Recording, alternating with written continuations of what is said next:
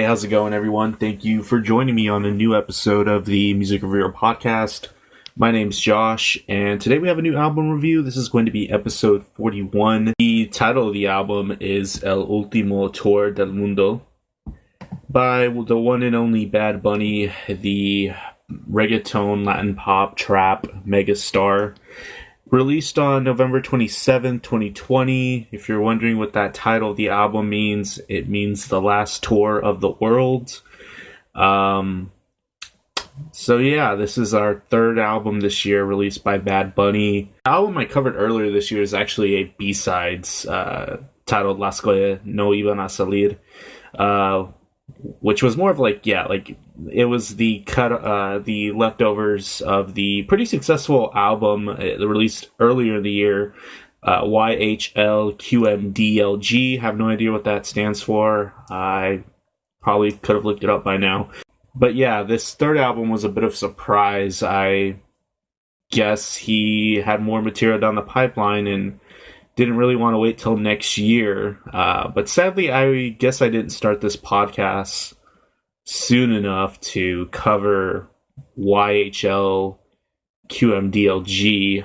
But I know early on in the podcast, Las que no iban a salir was one of the first albums I reviewed that I thoroughly enjoyed. Not to say it was perfect or anything, but I remember being quite fond of what I heard on that album.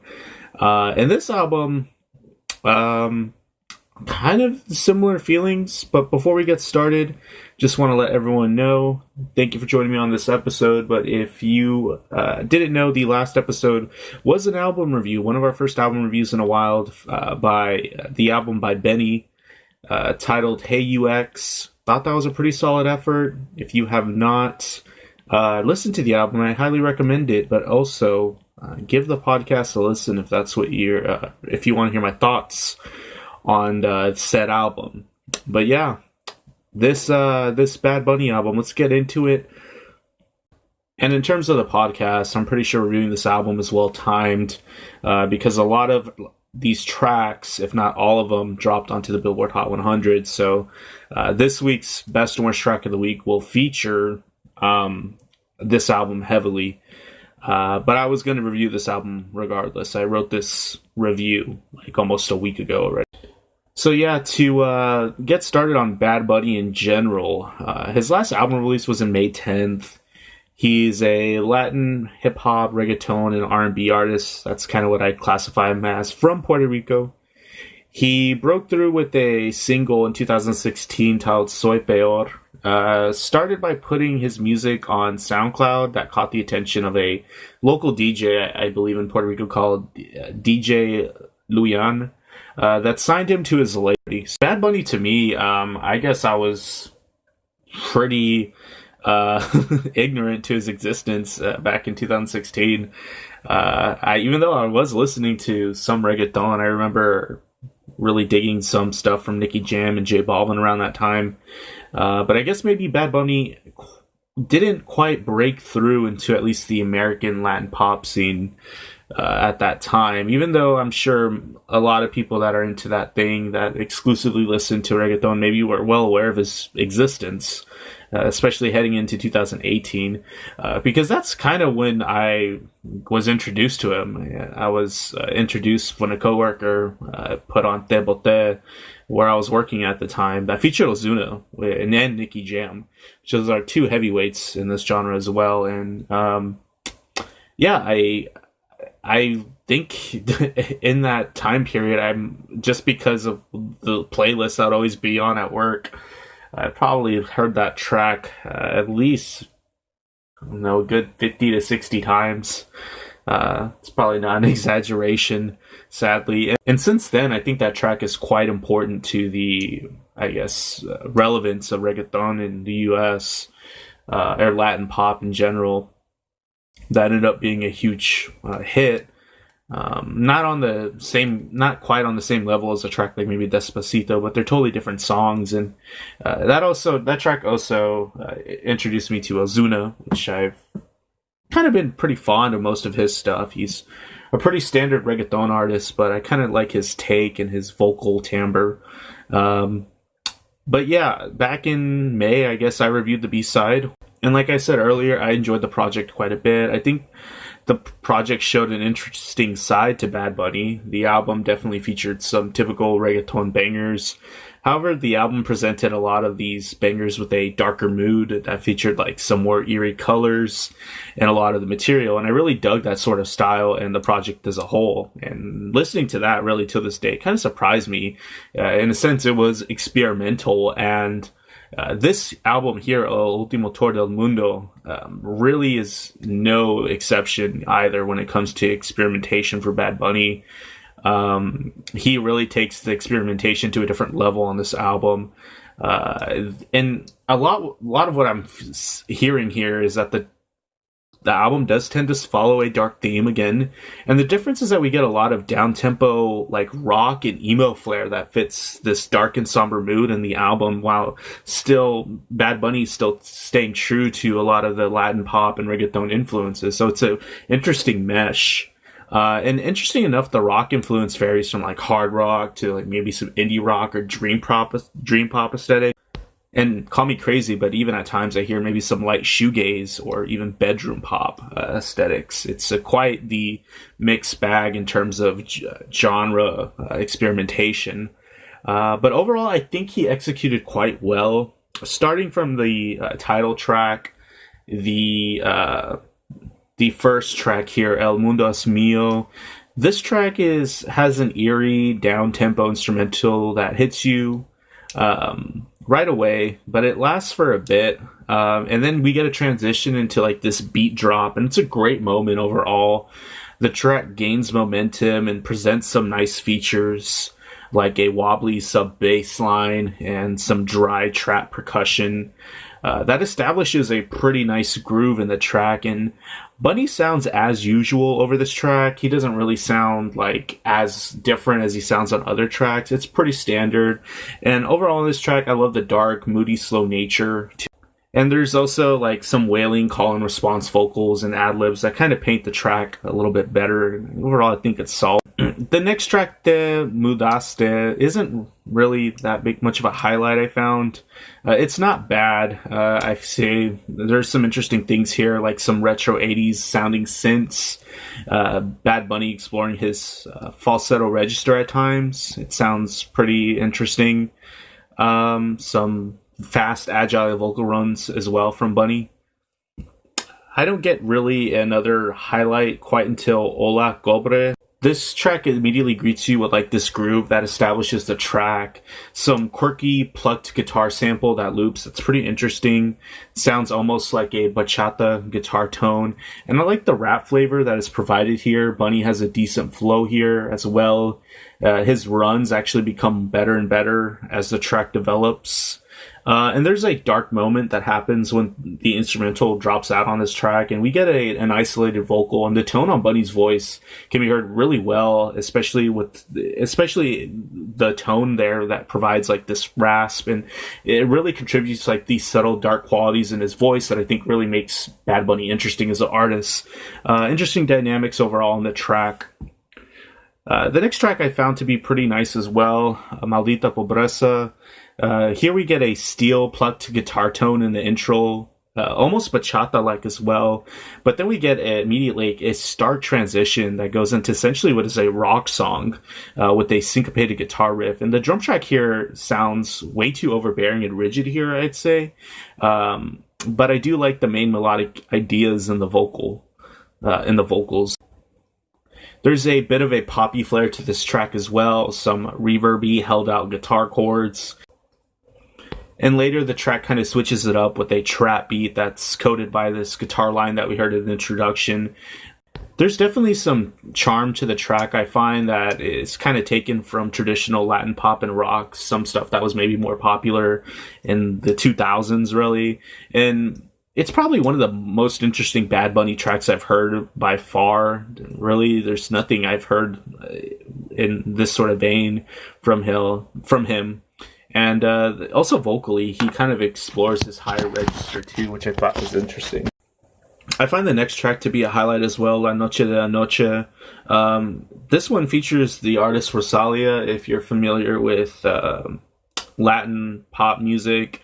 She's technically from Europe, Spain specifically. She's kind of making her mark on the genre. You probably heard Rosalia by now, but if you haven't, she's an up-and-coming Hispanic woman artist that's has really stellar vocals, and I really do like her vocals here in the introduction when she's introduced. Here on the track, we get a little bit more of a somber mood. The track kind of reverts back to more traditional reggaeton norms, and the track also has like some skeletal production choices here with some overbearing drum machines and some light synth work behind the vocals as well.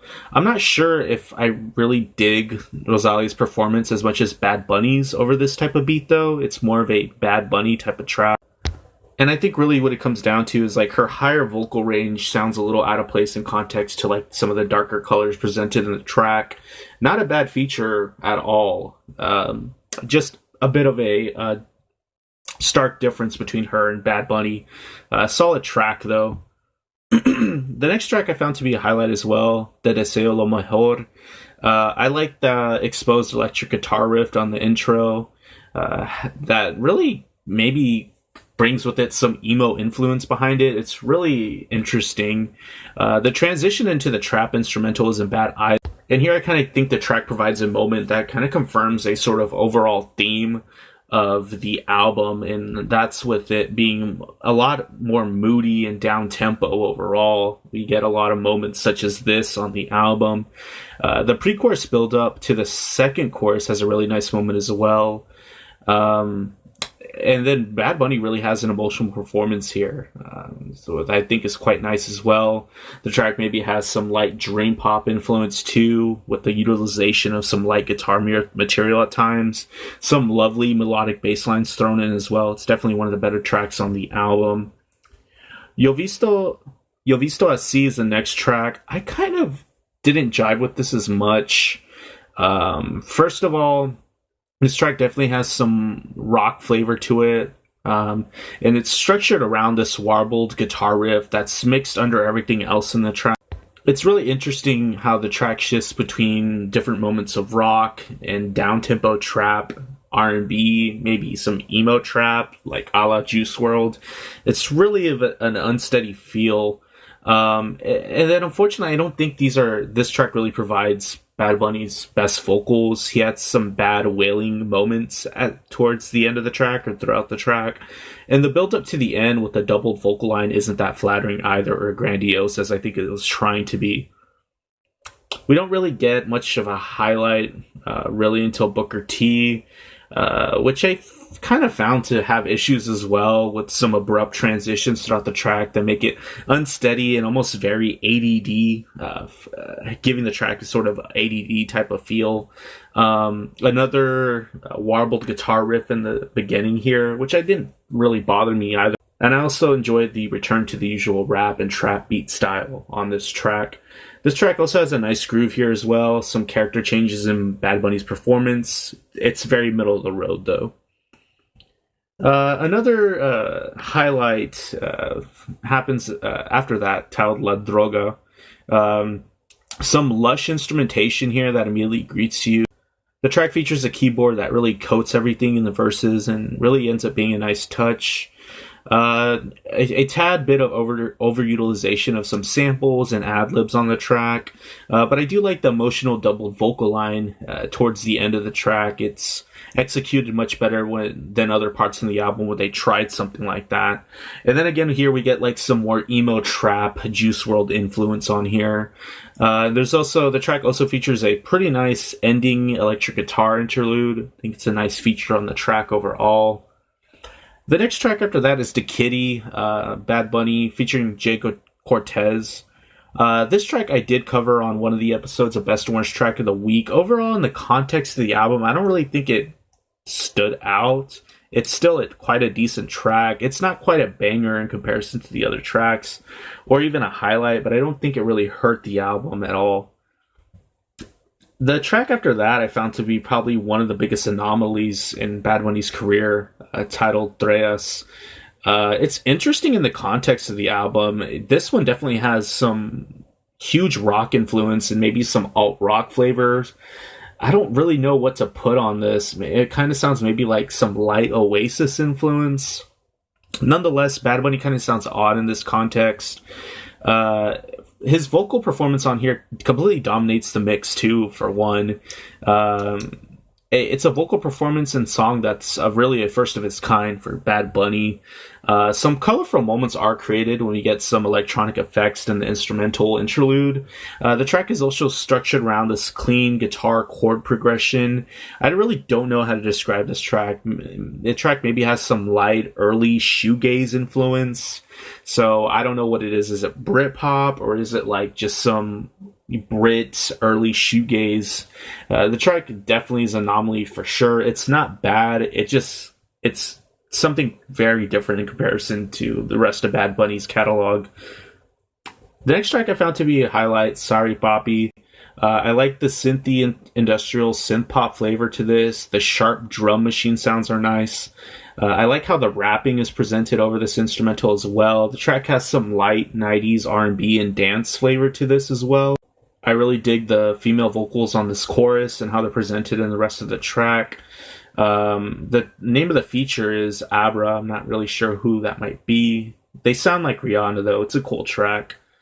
The track after that I found to be a highlight as well, titled 120. The track grooves right as the percussion enters. I like the angsty attitude and the presence he has on this sort of rap material he puts into the track. The synth elements on this track are used really nicely as well. Some more sampled ad-libs thrown into the track. Almost Tori Moi sounding, and kind of how he does that sort of thing too in his tracks. Anything in return sort of thing. And I like the very 80s like usage of the synths on here and on the interludes. It's a pretty cool track overall. Not really any. By this time, we're pretty much towards the end of the album. There's only 2 more tracks left. The next track is Antes que se acabe. It's an interesting track, although it's very ADD as well, with the added reggaeton style meshed in with the rest of the EDM nature. That sounds very Flume-like, and I wanted to like it more than I did. And then the closing track, Cantares de Navidad, and this track is an ode to a older track performed by Trio Vega Bajeno. They existed in the 40s. They're from Puerto Rico. I guess he just put this in because he could, but I don't think he really did anything onto this track. It's pretty much just the original cut. Seems to be like some sort of traditional Puerto Rican folk tune.